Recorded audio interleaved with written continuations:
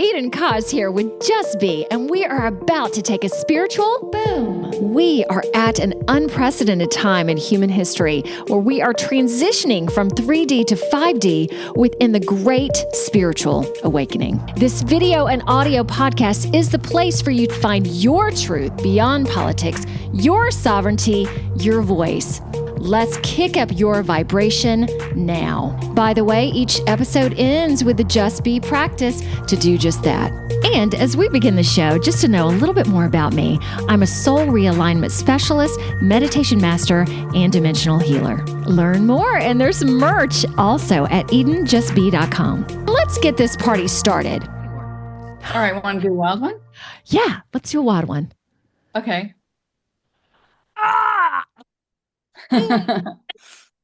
Okay, let's see what fits.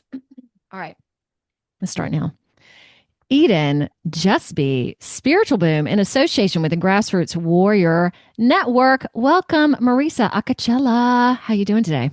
I'm doing great. Thank you so much for having me, Eden. Thank you so much for being here. Talking with you. Yeah, we got a lot to talk about, and I always list what we're potentially going to discuss, not knowing where this is going to go, but potentially cartooning, the Great Awakening. That will be for sure. Moving away from New York, Truth of Adam and Eve and Mary Magdalene, Shebang. Ooh, juicy. All right, there are a couple things I want to discuss before I read Marisa's beautiful bio. All right, so y'all know I am part of the Grassroots Warriors Network, and Kevin Hoyt is the man behind all of that. And he has been, okay, so this is like kind of on the front lines, yet I'm not battling politicians, exposing things and things that we're going to talk about today. Yet Kevin exposing fraud, corruption, and pedophile in Vermont. And Vermont, it turns out, is a really wicked state. Let's put it that way. Wow. I mean, the things that I've seen that he has already, you would not believe it. So anyway, he's been on the show twice. He was on here once with Michael Jaco as well. He talks about his brake lines being cut. I mean, the man is putting himself out there. So anyway, he is missing right now, and I feel intuitively that he's missing? He's missing. Yeah, see? He's with his daughter apparently, and my intuition says he's all good. And I always talk about, whenever I have guests on the show, whoever it comes on, to be very discerning. Kevin, to me, a great heart. And the fact that they have put my show on their channel, that has helped me so much. So to send love to Kevin, that he is one of these people that is just, he's not only putting his heart into it, which I feel that I do, he's putting everything into it. So love to Kevin, please, everybody. Absolutely. Sending love to Kevin and prayers. Thank you. Okay. And knowing that the show will not be published in 2 weeks. So this is going on now. So who knows when this show is published, what's going to be happening. And then I wanted to also bring up, because this was very pivotal. I'm kind of serious right now. I hope that's okay, Marisa. That's totally fine. I go back and forth between serious and like ridiculous. So yeah. Well, and knowing that where we are in this world is there's so much joy, and that's part of what I bring, the joy and, the dismantling that's going on in the creation that's coming.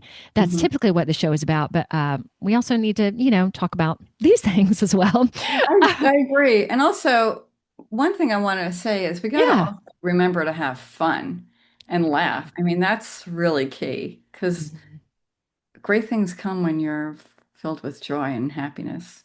I know, because it could get so heavy.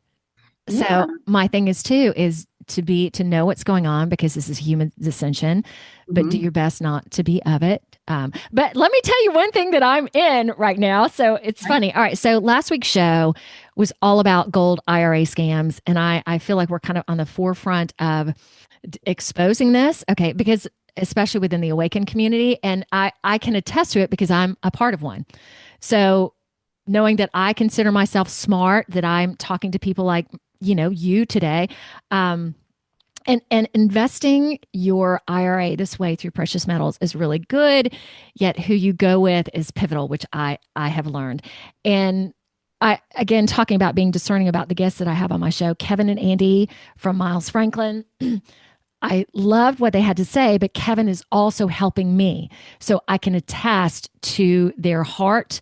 And it doesn't matter if you bring your IRA over to them. They are doing this because like Andy called it, white collar crime. There are people that are being hurt, really hurt. All right, so I'm in the process with this right now. I have 3 tiers to go through. Kevin and I have completed the first, which is excellent. So if you have any concerns, all right, so Kevin also goes through 5 warning signs at the end of our show. And one of the biggies is if you go to a website and they have big name endorsers, that is a huge, because these people are getting paid and a lot of them don't really know what's going on. And I also, being in this community, there were several people that I trusted that said, oh, get your IRA done here or go here. And that's who I followed. It was not great. So if you have any concern for yourself, please email info@milesfranklin.com and I'll post it here. Put Eden, EDEN, in the subject line. They will know that is why you're coming to them and someone will contact you. They're putting together a small team because Kevin, who's been helping me, one day he got 30 or 40 new people. I mean, this is big stuff. And Andy talked about Tucker Carlson maybe doing an expose on it. So yeah, does this affect you at all? Well, I'm very interested in investing in gold. So yeah, I'd love to hear about this and I'd love to know more about it for sure. So I would encourage you, if you have time, the episode, what are we? We are episode 189. This is episode 188. It is just so good. It is chock full of good information. Also what the top mints are, just to make sure you don't buy something that's like a hedgehog coin or something. There's so much manipulation in this area and so much so I keep talking about it, but Andy keeps his firm, the corporate headquarters, in, I want to say Minnesota. Is that correct? Oh, please, I hope I have that correct. That is the only state that regulates precious metals. No one else does. No other states do. So I learned a lot and it was good. All right, how about we move to your bio? Does that sound good? Sure, but I have a question. So what's the name of the company? Miles Franklin. What is it called? Miles. So running a Miles Franklin. Okay. They are, and it's one of those, like, they talked really well. And I love what they had to say, but because I'm working with Kevin, who works there, and sing the heart and sing, like, part of me is like, yes, they are good people. And especially because there, I don't know about you, Marisa, but there are so many scams going on. I got one the other day, just a text that basically said, hey mom, I lost my phone. Here's my new number.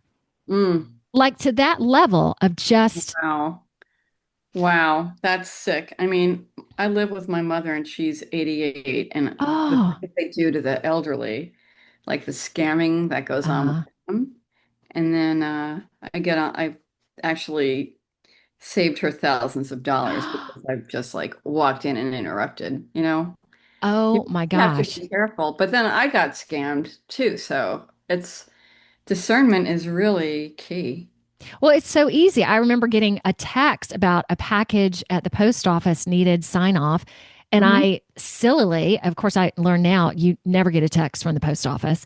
Right. I went there and entered my credit card number into something. And then when I was done, I was like, what did you just do? So anyway, y'all, it's rampant right now, yet the truth will always win. Exactly. Okay. All right. Thank you so much for letting me pontificate a little bit. Oh, my pleasure. Marisa. Thank you. All right. So Marisa Acocella, she's awake. That's what I'm going to say first. She is the New York Times bestselling author of the graphic memoir, Cancer Vixen, and other graphic novels, The Big Shebang, Tenna. I knew I was going to mess that up. And Tenna. And who the hell is she anyway? She's a cartoonist for The New Yorker whose work has appeared in The New York Times, Advertising Age, Glamour, W, and O, the Oprah magazine, among many other publications. Her graphic memoir, Cancer Victim, was named one of Time. Victim. What did I just say? Cancer Victim. It's the exact opposite of victim. I think that's why I said that, because that was one of the reasons you made it Vixen. Yeah. Okay. All right. So Let's say that was an error on purpose, a divine error. Was named, thank you, was named one of Time Magazine's top 10 graphic memoirs and Reader's Digest, one of the best 50 graphic novels. She is thrilled she is thrilled to be doing Divine Mother Earth time with her dear friend, Laura Eisenhower, another woman who is grandly awake. She lives in Highland Beach, Florida. It sounds like with your mom. I do live with my mom. Yep. Okay. All right. There are a couple other things that I gleaned from you and learning more about you. And I'll go ahead and hit through these because I really want to get deep in our discussion. All right. I'm just gonna write them off. And if there's anything that needs correction, let me know. Okay. So you're from New Jersey.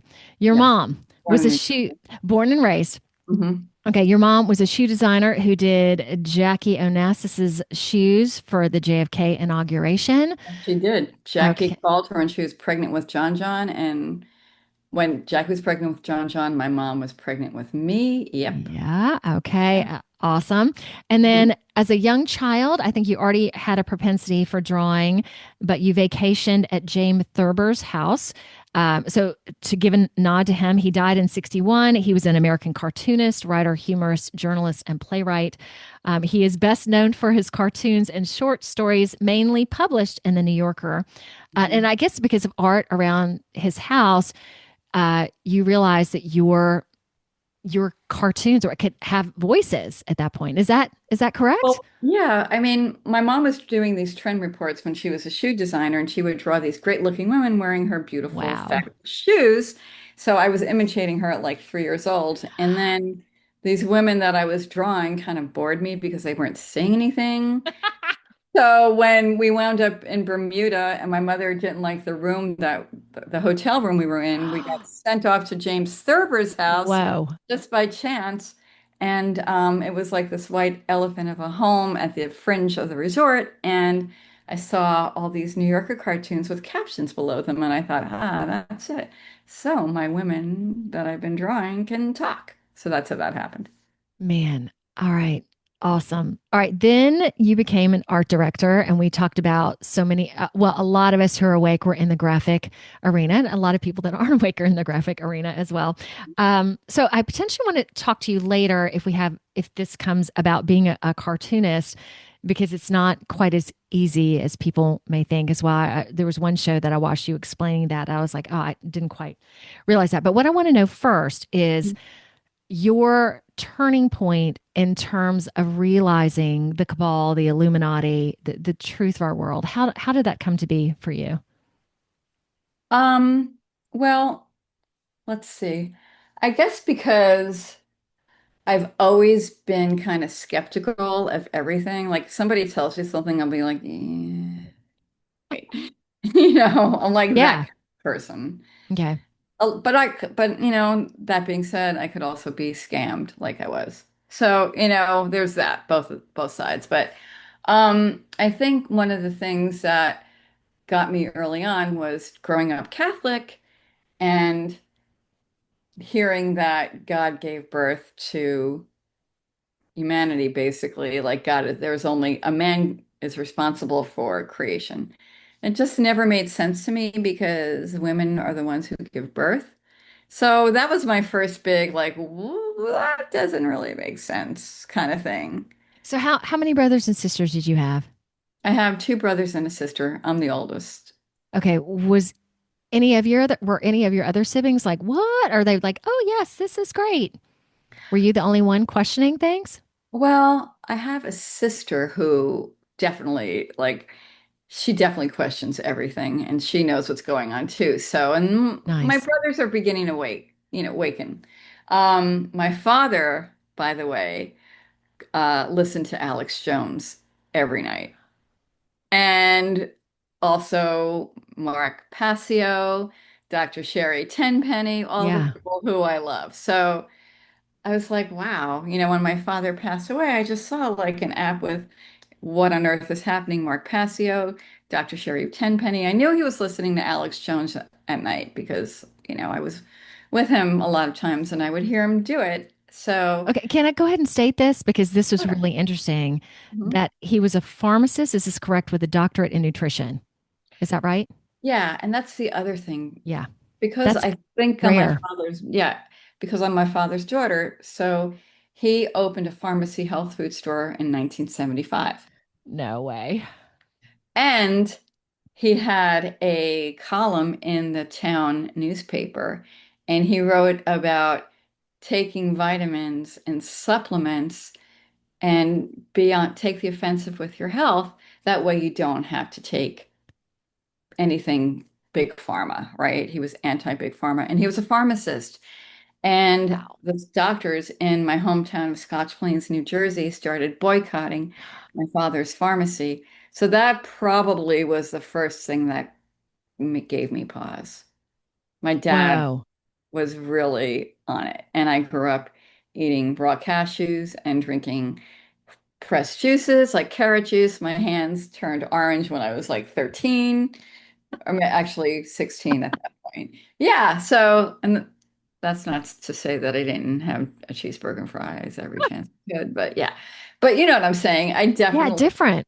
yeah, had that kind of upbringing. So my dad really was at the forefront of health Wow. and No, wellness. Yeah.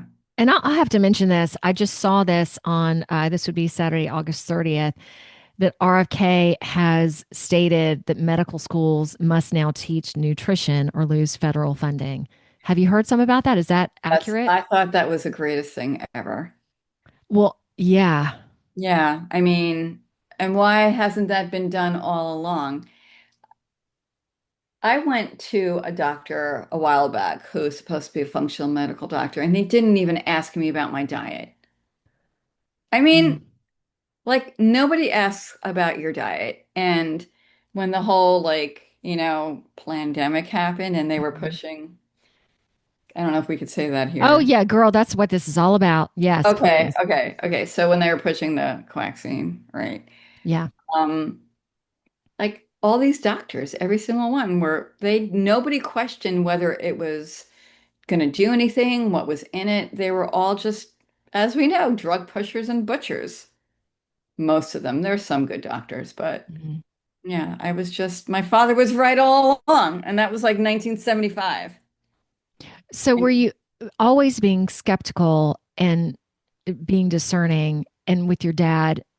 So did you have a break? I'm closing my eyes for a moment. Did you have a breakthrough moment, or was it just like this trickled in, this trickled in, this trickled in? well, I don't know how this happened, but I started reading this website Okay. in like 2008, 2009 called Biblioteca Pallades. You know that one? No, I And don't. yeah, it's great. They have everything on there.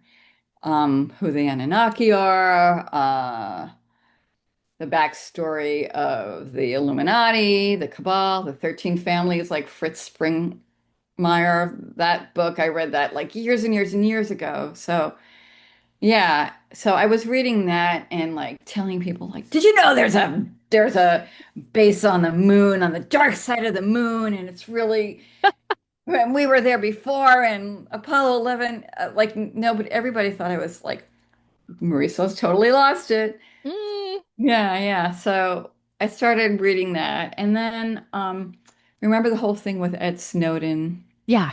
Yes. Well, do you remember that movie, the documentary with that writer who I really like, who they went after? Uh I don't know if I saw that documentary. his face is in my head. Okay. Dark hair. Anyway, the Ed Snowden documentary, they said it was Obama who was behind everything.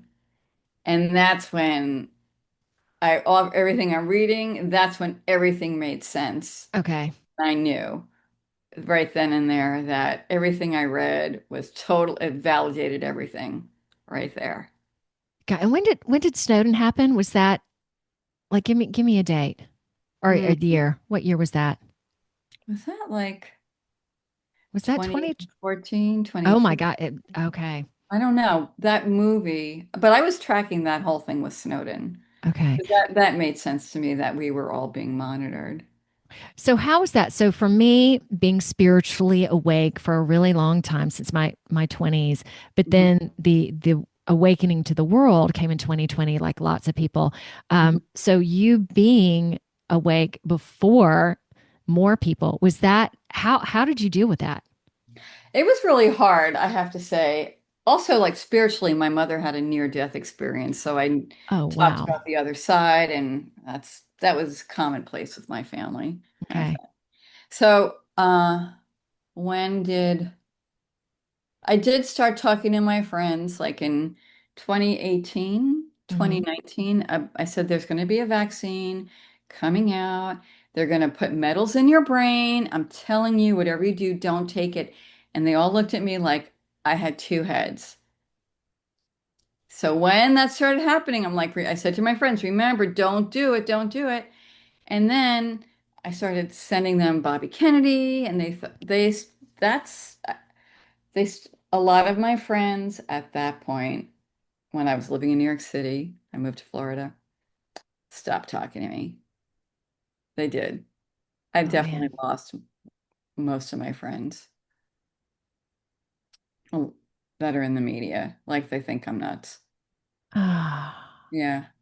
And I And know I don't know if this had because I know you moved from New York because at one point there were a lot of homeless shelters near where you lived or something happened to you? oh, yeah. Yes.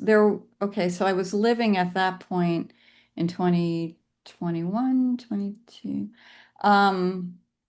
in New York City in the East 50s between First and Sutton.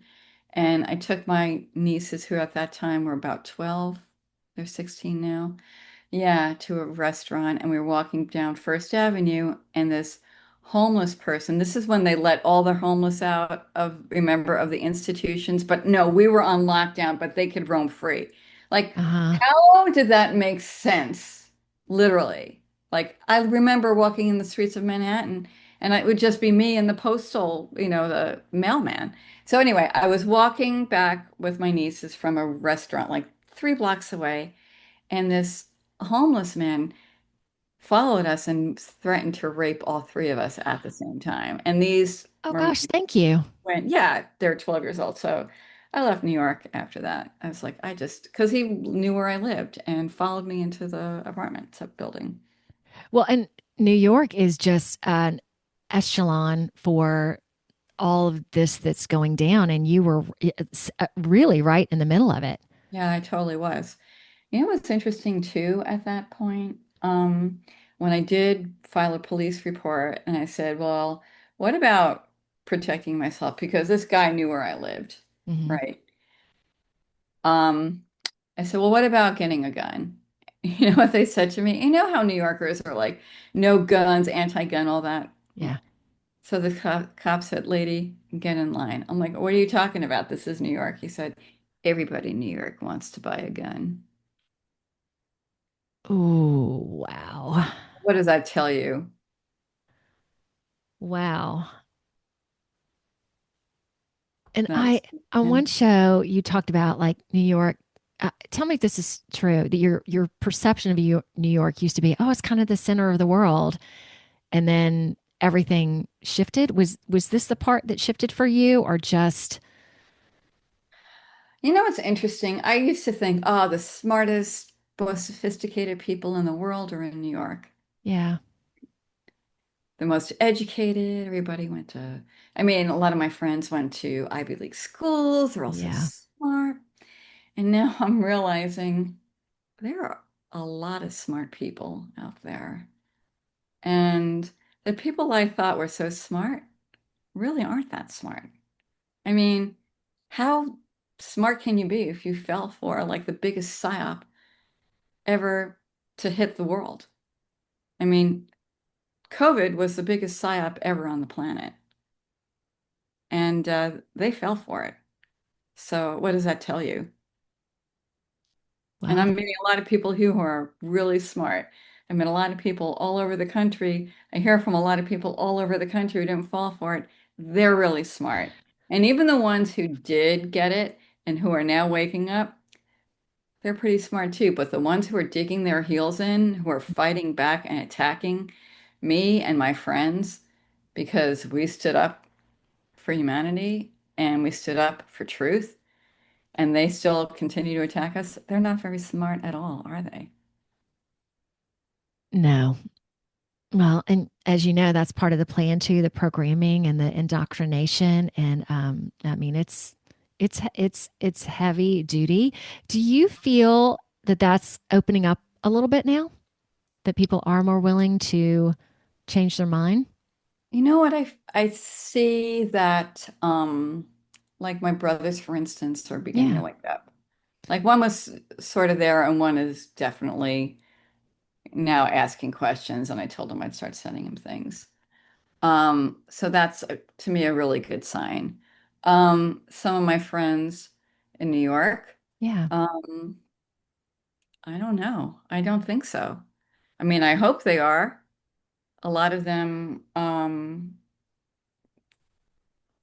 have dug their heels in even more, you know. But I also think there's a certain part of um, humanity, or there's something within some of us where we know we made the absolute worst decision possible, don't want to admit that they were Oh, wrong. yeah. So there's that. So even if they are sort of thinking about what they did, they don't want to admit it. I had one friend actually tell me she knew she made the wrong decision when she was totally drunk. Oh gosh. Yeah, so couldn't admit it when she was not. But, and then I have another friend who is in the media. It's like the ones who are in the media are the ones who like really hate you because you didn't fall for it. Those are the ones that are so angry and so hateful and have such extreme Trump derangement syndrome, not even asking whether you voted for him or not, just assuming that you fought against the jab and you fought for humanity, that that's who you voted for. You know, nobody even asked. So where, okay, because I've heard you also on certain shows talk about, it's all about love, moving away from fear. How do you deal Mhm. with that now with those? Are you still getting hate or do you still feel some of that? Or Oh, I have to say that I do get a lot of hate, but I really, there's a part of me that wants to push back and get angry, but I just think, A, if you engage, you're using your precious time and energy and perpetuating the hatred. So what good is that? You know, if you keep putting out love and light and the truth, I think that's the best way to fight back. And try and be funny about it. Like do cartoons, write stories, put instead of like contributing to the actual destruction of humanity, why not be creative and try to lift people up? nice.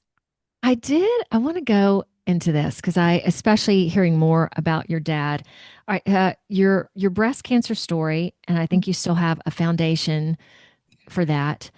I don't really have that foundation anymore. Okay. Because Hmm. I wanted to talk about this from a Western medicine perspective and to see what your thoughts might be on it now. Yeah, where are you within that? And what happened? Can you explain? Sure. I was diagnosed with breast cancer 3 weeks before I was about to get married at 43, and it was pretty traumatizing. Oh, I know. I did can wind up getting imagine. married. It was, uh, but I was also on Deadline for Glamour magazine, which isn't online now, it doesn't even exist anymore. Okay. And they asked me there, and I had a monthly deadline, and they called and said, Marisa, it's that time of the month again. Get it? Monthly deadline, ha ha, women's Haha. magazine, blah, blah. So anyway, when I told them I was diagnosed with breast cancer, their second response was, do you want to write about it? The first being, how are you? So I thought Okay. about it and I did, and Cancer Vixen was born. It was actually a title given to me by a friend, um, Bob Morris, because I was really depressed when I was diagnosed with breast cancer and wearing really crummy shoes. And he said, "Look at you, you look like hell. You're a little depressed. You're the daughter of a shoe designer. Why don't you put on your shoes and become a cancer vixen?" And I thought that, and then he said, well, actually, then he said, "That's what you should call it, babe. Can't call your story Cancer Vixen." Because actually, I was going to call it Breast Case Scenario, and that is a really terrible title. Well, and again, not victim, vixen. Vixen, yeah, Vixen. so Vixen. So yeah, I mean, I wore really great shoes to every single chemo because I wanted to focus on beauty and something that made me feel powerful. And those shoes did while the chemo was going into my veins. I practiced what I call the law of distraction. Instead of looking at the needle, I look at my shoes. Okay. So how do you even feel about the chemo now? Right now, I mean, I'm a little bit torn Yeah. because um, I'm friends with Charlene Bollinger. I don't know if you know her, who is The Truth About Cancer. She Okay. did this whole thing about anti-chemo. And I mean, I think chemo is a poison. Yeah. The more I know about it, the more I wish I didn't get it. Um, the more I know about it, the more I wish I knew about the Rife machine, which I now Hmm. have, Yes. or Nice. benzimidazole, or ivermectin. So I would totally treat it differently, knowing what I know now. But that, again, was 20 years ago. Yeah. Times have really changed, which, I mean, if we look at things now as opposed to then, I mean, yeah, like those maybe were the good old days, but were they really? Because now we're waking up, we're knowing what to eat. Um, we're knowing what medications don't work and maybe don't have medication at all. Go for a walk if you're depressed and get some sun. Do things that are healthy for you. So, I mean, maybe these are the good old days, whether we realize it or not. I saw one show Mhm. with you talking about the breast cancer with Elizabeth Hurley. Oh, And yeah. I think the show was like 6 years ago, and I hadn't seen her. And suddenly I was like, is that Elizabeth Hurley? Like she looks so different. And then I was wondering, watching you there and watching you with her, knowing now that you know so much more about Hollywood and everything too, what, when you look back at that interview, what do you think about it? Well, she was, I have to say, very kind and Okay. really a good person. And, I know all about what's going on with her, and, she's on the list. And I, When you say list on Epstein yeah, list? Okay. yeah, So for those who don't, so for younger folks that are listening, because I had a couple of friends that are like, who is Elizabeth Hurley? She's an yeah. actress. Austin Powers. She dated, oh, what's his name for a while? No, not you, Jackman. Oh, What, yes. Another British. another British I guy. totally see his face. Yeah, me too. What's his name? We'll remember in a second. Oh, I keep wanting to say Hugh Jackman, He's which the you just guy said. that's in that movie with Julia Roberts. And Yes. So he played the goofy romantic role a lot. And Elizabeth Hurley, like she was a model, like I think Estee Lauder. Yeah, she's Estee Lauder, that's extremely how I know beautiful. her. Hmm. All right, so Because, yeah. she was on Epstein's list, hmm allegedly. Okay. Allegedly. So, I mean, it's interesting when you look at these celebrities now, and they were people that we used to love going to movies. We used to Yeah. love seeing what they wore on the red carpet. But now you realize that movies are storylines given to Hollywood by the CIA, a lot of them, Hmm. right? So you watch them and you realize that this is programming. So I barely watch movies anymore. I hardly watch television. Um, and then you look at the red carpet. Well, that was like Babylon, and the red carpet is like the stream of blood, and there's that, and there's like, and you think about like idolatry and what they're wearing, and it's like there to make you feel good, feel bad about what's going on. So, I mean, I love fashion. I do. I love Yeah. beauty. I love looking great. I love feeling powerful in something I'm wearing. I mean, called my book Cancer Vixen, and I wrote about wearing beautiful shoes. My mother's a shoe designer. Mhm. But then, you see what's going on in Hollywood. So I mean, it kind of turns you off to a lot of things. It sure does. And the fashion world being so, I'll just use the word evil as well. And that your mom was in it, but I guess she wasn't in it like that. Or maybe it hadn't gotten so, like, I know, well, I believe that the past couple of years, it's just really become intertwined and just, yeah. How did that affect your mom at all? Well, my mom knows what's going on, so Okay. she's she's not designing shoes anymore. So, but she of course looks at beautiful things and beautiful shoes. So Yeah. she just, we talk a lot about um what's going on in fashion. Like, remember the Lil Wayne Nike sneaker with the blood in it? Uh-huh. Like, Oh, and that Balenciaga, was all that. sick. Oof, yeah. Balenciaga and the children Mhm. trafficking and the teddy bear and the paperwork about trafficking, and then yeah, so my parents know what's going on, and there's like sometimes we'll watch old movies like Breakfast of Tiffany's, or because those fashions were really beautiful, and there are beautiful fashion now. I mean, there is beauty in the world. I guess the thing again is like focus on what's beautiful Yeah. and call out the stuff that's super evil, I think. Oh, and I just Hugh Grant, his name just popped in my head. Yes, Grant. Hugh Grant. Mhm. Now, thank you so much for sharing that. All right, let's go into the Big Shebang. Mhm. Because okay, from what I understand, you had this idea in your head of creating it for 25 years. It was 3 years in the Yeah. making. You read over Mhm. 200 books. And it's Mhm. her story, if I'm saying that correctly.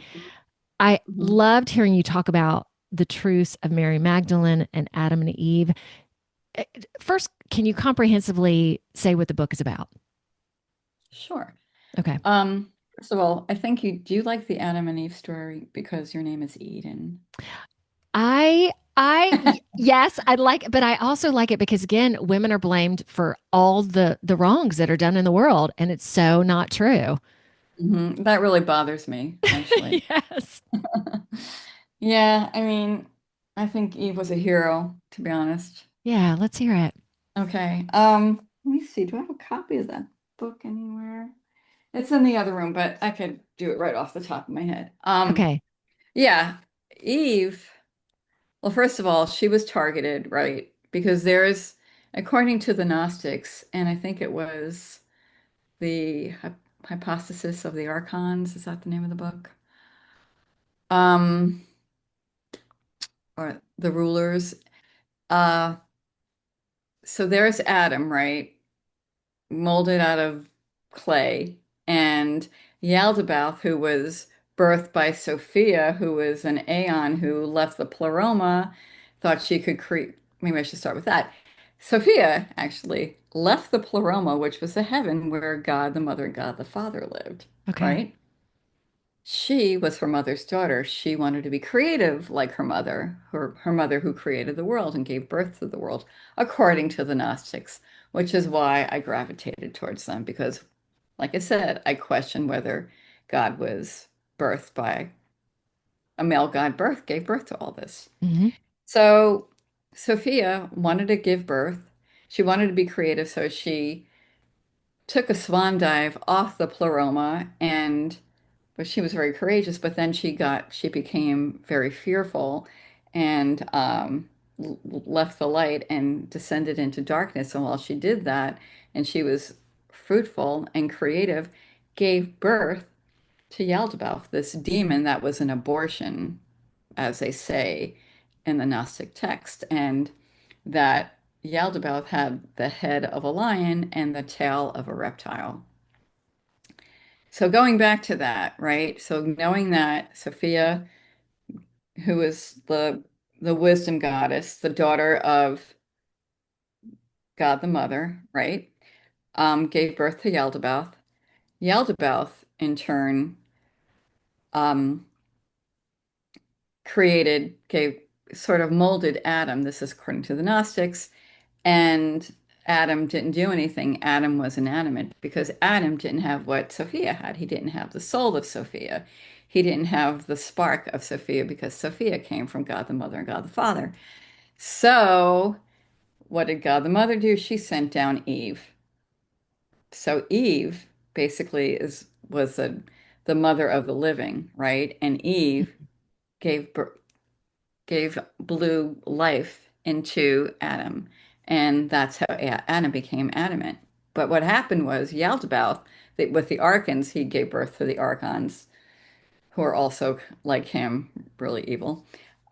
The evil Archons they were very jealous of Eve and wanted to sabotage her, wanted to kill her, wanted to get rid of her, and so they raped Eve. It was horrible, and that's how Eve gave birth to Cain, and then Eve gave birth to Abel, and they told Eve not to eat of the fruit, so she did eat of the fruit because of the on the tree because she thought that she didn't really trust what Yaldabaoth was saying. And then when she did eat of the fruit, the in the tree was wisdom again because oh yeah, I forgot about one crucial point. Eve, when they were attacking Eve, hid in the tree. So the tree, she ate of the fruit of the tree. So basically, she gave herself back to herself. And it's like it's you have to read my book to or read the Gnostic text to understand what's going on because Mm-mm. I just did a terrible job explaining that. You done well. Okay, Yeah, so you've done well. yeah, but anyway, so that's the story with Eve. So Eve, they were jealous of Eve, they attacked Eve, and then they were thrown out of Eden. And I think actually that was intentional, and I'll tell you why. Because I think that we need to earn our ascension. That when Sophia Love that. became the wisdom goddess, hid herself in the planet, and the only way that she could evolve and ascend and go back to who she is, she needs us to bring her along with her. And the only way we can do that is by transcending and ascending ourselves. And I think that's where we are now. So I think where we are now relates back to what happened with Sophia. Okay, I'm getting a little teary here because give me a second. I so relate to that and knowing that this time is about bringing the divine feminine back. Hmm. And probably like for you and for many of us, it is uh, like I'm in the middle of it in a way right now. It is so challenging. I also said I was going to get rid of the word challenging and move it more into adventures. It is so That's a good point. adventurous. So Hmm. adventurous. But right now I could say I'm on an adventure where the path is very narrow and it's a perilous, fun adventure. But it's about really standing up for joy and for happiness in the divine feminine, not being treated and pushed down certain ways. It is, and I think what you just said right there, that we have to earn our ascension, that this is part of it for me too. Do I really believe in myself? Do I really believe in creation? Do I really believe in joy?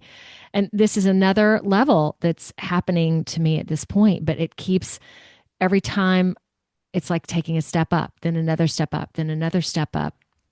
So what you've said right there really impacts my heart and I appreciate it too because I'm right in the middle of something that I have to finish this evening. So in hearing those words from you, Mhm. it has given me more power in it.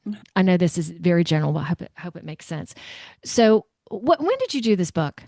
When did you produce it or publish it? I published it in 2020. Okay, so now looking at it, knowing that you'd always had a spark to do this, and knowing where we are at this point in the Great Awakening, looking at your book, I Hmm. mean, that's pretty outstanding with what we're going through. What would you Hmm. say to Yeah. that? Well, I mean, I do feel that there are a lot of things in there that people didn't really respond to because they didn't, um, what's the word? Like the whole thing about the Nephilim. Nobody believed that. Nobody believed, the whole thing about the archons. Nobody, there are a lot of people who didn't understand that, or Eve, the whole thing about Mary Magdalene. Um, and now people are really talking about her, which is great. Yeah.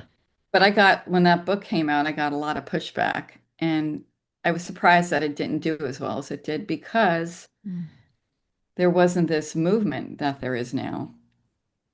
You know, Mm-hmm.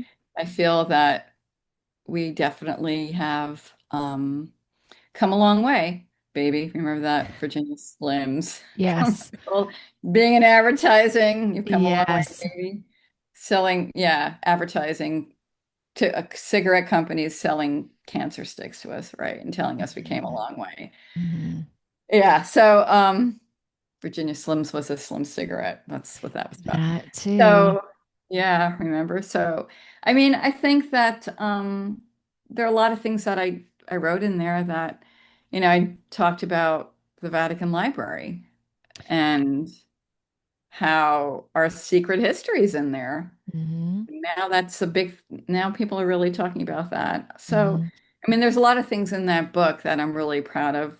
Some things I'm not so proud of, but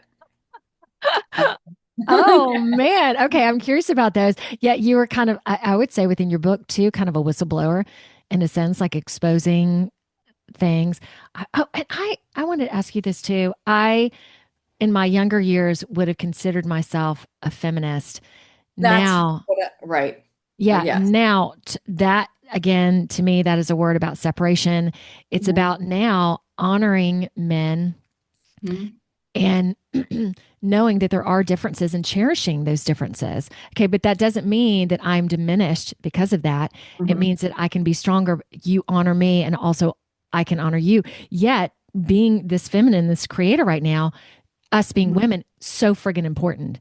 So we Mhm. are not going to be diminished. We are not going to, have our voice quieted. And then I saw someone doing a podcast lately about, how the American family is being demolished and that women, are meant to raise kids and be with their kids. But then a part of me looked at that too, going, I loved working. Like, I don't know Mhm. if I could have stayed home and just been with the kids and been fulfilled by that. So there is still a balance within this. Not that I women agree are with just, cook and clean and like, you. blech. Yeah, I well, don't want yeah. that. No, I don't want that either. I mean, I think that excuse me, I while I was writing the book, Yeah. um I found out that Gloria Steinem was like backed by the CIA. She was like I Oh, mean yeah. that like kind of blew my mind. And then I actually met Gloria a few times. Okay. And one time I met her at some these women were had a band and she was there and I talked to her briefly. I interviewed her for a story I was doing for W Magazine. And then I met her again at some talk and she was talking about an egalitarian society, having a balance between men and women. And I really liked that about her. Hmm. Yeah, which I thought was kind of great, right? Yeah. Um, yeah, so there's that. And then, but then like the whole thing about being a feminist. So the editor of my book was a really big feminist. And, Oh, and that had to be striking. Yeah. What do you Maybe mean? good. Yeah. Wow. It Yeah. was good then. It was good then. Okay. But then I started waking up. So Okay. there was one person in particular that there was a bit of a battle about, and that was Ruth Bader Ginsburg. I had her in the book. I did. And then I found out what was going on with her. And she went to Epstein Island, right? Hmm. And I found out about it. I found out that she wanted to lower the age of consent from 16 to 12. Oh, yeah. Like, you don't do that unless there's something seriously wrong with you. Like, Hmm. what woman would do that to a child? That made me literally sick. So I was like, I do not want this woman in my book. I don't want her to be anywhere near me. And that was a big, big, big fight. So was she in your book seen as good? Yeah, she was in my book seen as good. Okay. So did you And have her taken out? I literally took her out. I Yeah. took her out. I took her out. Um, I mean, I was friends with Bella Abzug back in the day. So she, because the thing is, again, I feel like not everything is black and white either. No. There are gray areas. Hmm. And if a woman wants to work and make something of her life, I'm not saying that motherhood doesn't make anything of your life. That sounds terrible. And I get what you're didn't mean, saying. It wasn't, but it if a was woman, fulfilling, but it yeah, didn't fulfill everything for me. I needed right. to I mean, create, I needed to be with adults some. It was, yeah. So yeah. please go ahead. So I think you could, I think you could have it all, but not at the same time, Mhm. not all the time. So I think that do I agree with some of the things that feminism fought for? Yeah, I do actually. I'm glad I worked. I'm glad I worked. Mhm. Me Am I too. sorry that I didn't have children? Yes, I'm really sorry because I did want to have children. And then when I got breast cancer, that was off the table. And my husband at the time didn't want children anyway. So that's something I do regret. But, but I'm fertile in other ways. I create Okay. in other ways. Thank you so So, much for sharing that. Are you divorced at this point? oh yeah, Okay. I divorced him 9 years ago. So Okay. yeah, he's since passed away. Oh So my gosh. All right. yeah, last year, which Whoa.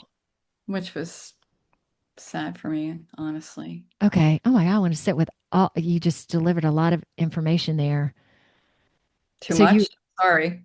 no, not too much. Okay. Is it was so thank you so much for sharing those major intimacies. So you were, tell me if I got this right, 44 when you were diagnosed, 43 when I was diagnosed. 43 when you were diagnosed, and you were thinking about at that point having children, but he didn't want to He have didn't want any. to have children. What Yeah. a what a cluster of just stuff. Yeah, it was pretty intense.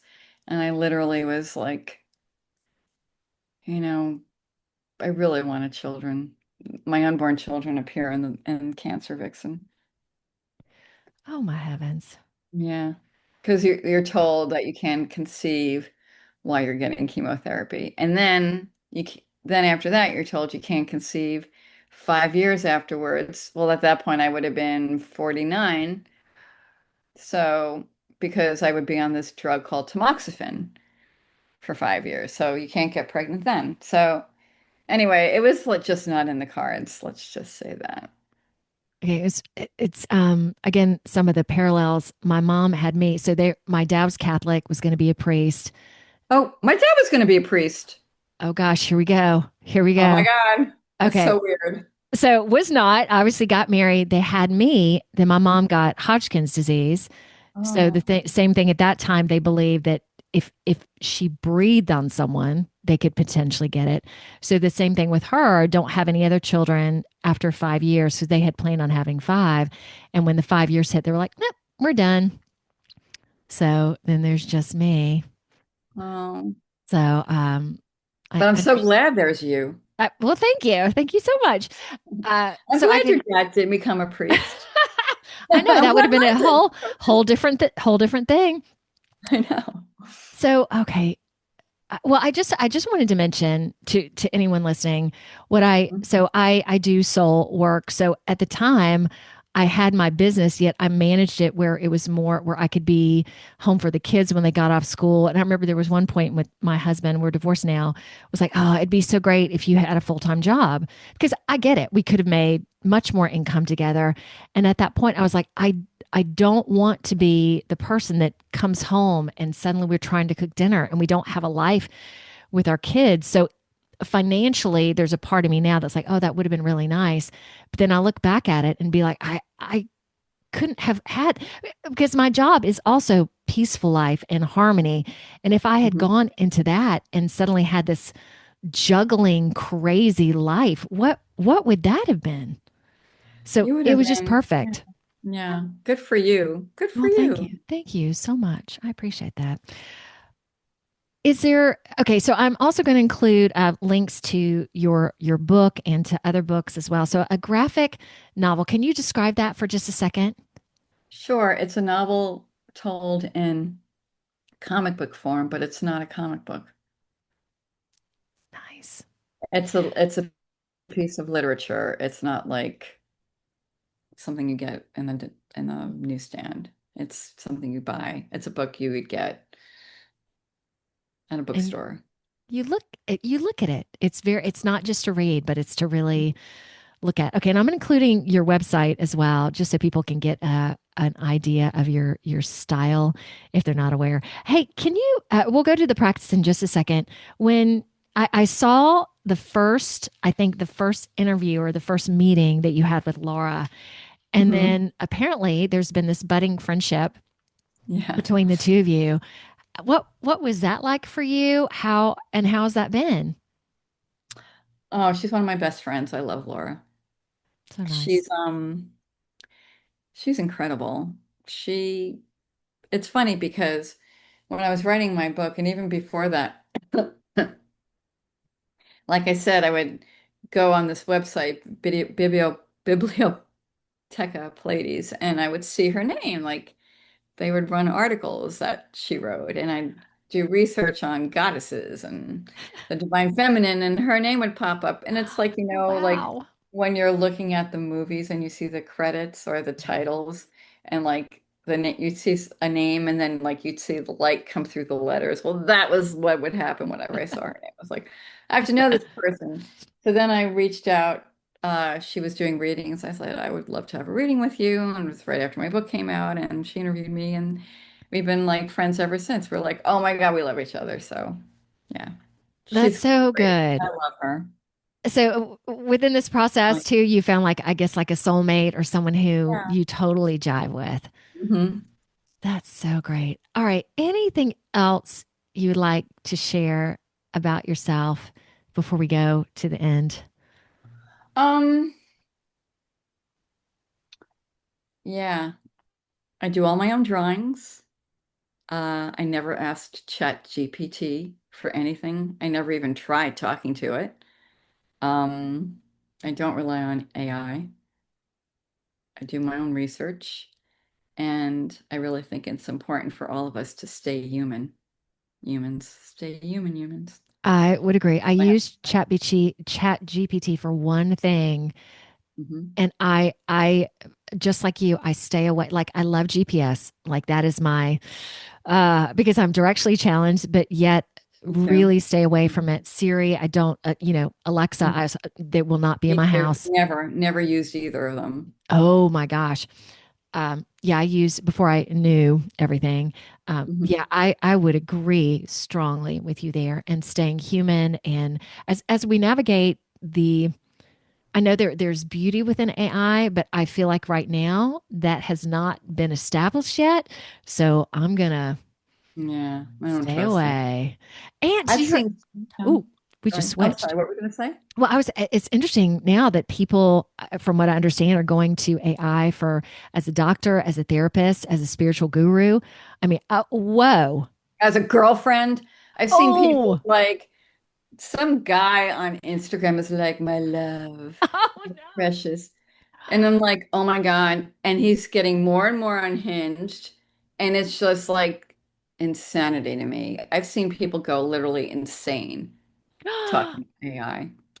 Okay, and it's just like the movies, which of course the movies are show us what's his name with had a cleft palate where he was in love with an AI woman. This was a couple years Oh ago. yeah, River, the Phoenix brother. Yes, Yeah, yeah. Phoenix. Oh, it's all coming I alive. don't like him, by the way. He creeps me Ooh, out.